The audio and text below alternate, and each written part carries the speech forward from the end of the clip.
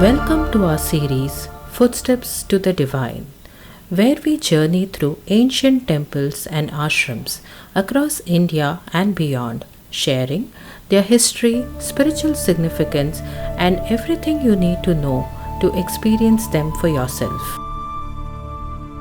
Our first series is on the Ashtavinayak circuit, the 8 ancient Ganesha temples of Maharashtra. Among them, Moreshwar at Morgaon stands supreme. It is not just the first temple you visit on this holy yatra, it is the last one too. The pilgrimage is considered incomplete, spiritually void, unless you return here to close the loop. Why? Because Morgaon is the Adhyapit, the original seat of Ganesha worship. The Ganapati sect, which reveres Ganesha as the supreme being, calls this place without beginning and without end. The Mutkala Purana devotes 22 entire chapters to its glory. The Ganesha Purana declares Mayurapuri, ancient name for Morgaon, as one of the only 3 most sacred Ganesha sites in all existence, one in heaven, one in the underworld, and this one alone on earth. The pilgrimage itself is the ultimate connector. You start at Moreshwar, visit the other 7, Siddhivinayak at Siddhatek, Ballaleshwar at Pali, Varadavinayak at Mahad, Chintamani at Theyur, Girijatmach at Linyadri, Vigneshwar at Uzar, and Mahaganapati at Ranjangaon. Then you must return here. It symbolizes life's full circle: obstacles faced, lessons learned, boons received, and closure sought at the source. In today's world, this resonates deeply. Young professionals battling startup hurdles or job stress find inspiration in Mayureshwar's conquest of ego and ignorance. Middle-aged families seek harmony, remembering how Riddhi and Siddhi stand beside the Lord.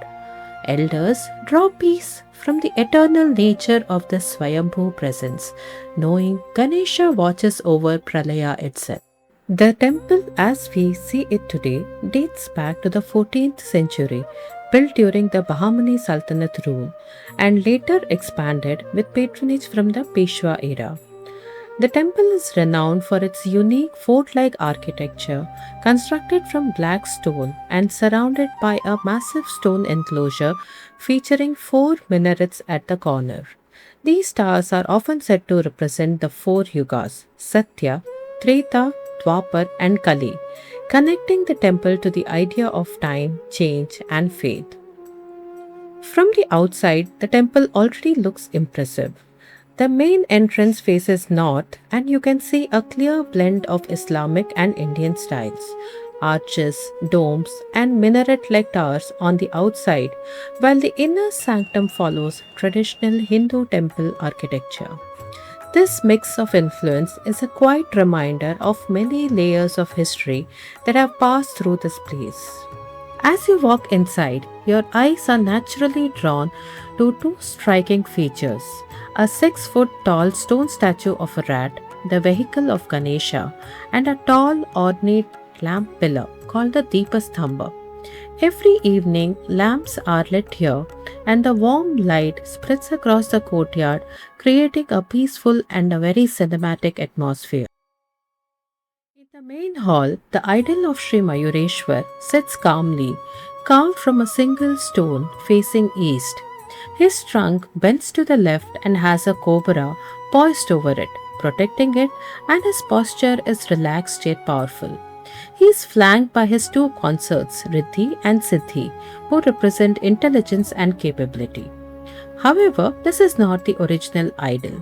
The original idol, said to have been consecrated twice by Brahma, once before and once after being destroyed by the asura Sindhurasura, was smaller in size and made of atom of sand, iron, and diamonds. According to tradition, the Pandavas enclosed this original murti in a copper sheet and placed it behind the one that is currently worshipped. The daily rhythms here keep the mystery alive.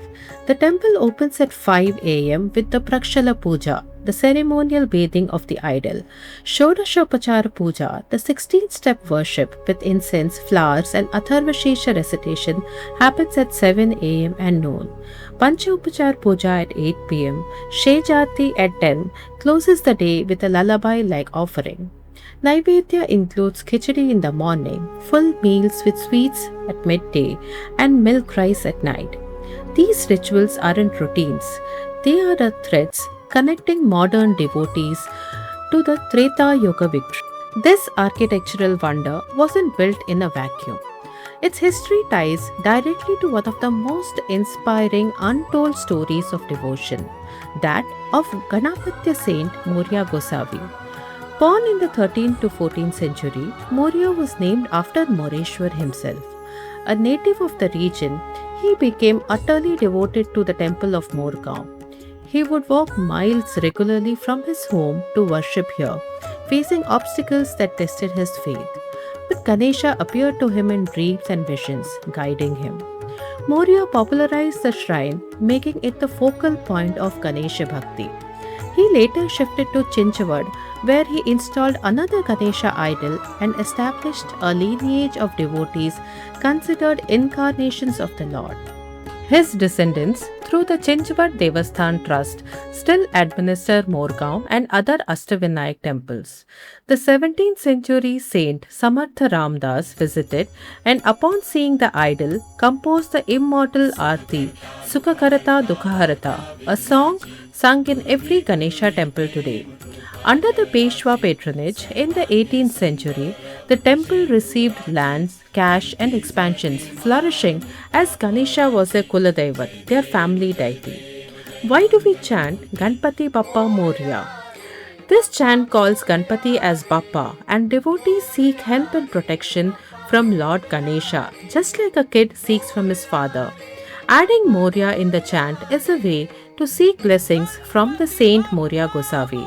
By chanting Ganpati Bappa Morya, devotees seek blessings from Lord Ganesha as well as from the saint Morya Gosavi. If you're watching from Mumbai, Morgaon is about 230 kilometers away, roughly around 3.5 to 4 hours by car, depending on traffic and your route. Most people drive via the Mumbai-Pune Expressway and then the Pune-Nashik Highway, exiting near Shirur, or on the Pune-Mumbai State Highway. Public buses and state transport buses also run from Mumbai to Pune and then from Pune to Morgaon. But for a smooth temple trail, many prefer a private cab or a self-drive. If you're starting from Pune, Morgaon is much closer, about 85 to 90 kilometers, roughly around 1.5 to 2 hours by car along the state highway towards Pune-Mumbai route. From Pune, you can take a taxi, share cab, or even a bus heading towards Morgaon or nearby villages. As for the timings, the temple is generally open from early morning around 5:30 to 6 until late evening around 8 to 9. But this can change on festivals and special days, so it's a good idea to check once before you leave. In the next episode, we'll move to the second temple of the Ashtavinayak circuit and continue exploring these ancient Ganesha shrines one by one. If you're enjoying this deep dive into India's ancient temples, consider subscribing so you don't miss the rest of the series.